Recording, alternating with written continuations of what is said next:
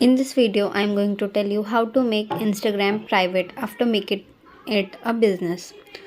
So, welcome to another video of Texor. First, open Instagram app.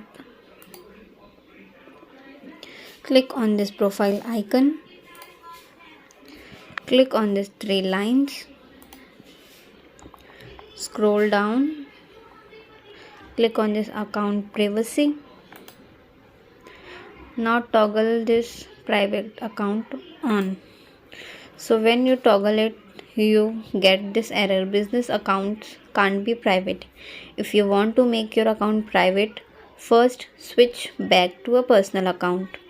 So you want to convert it to private account, then first you need to click convert to personal account. So click on OK.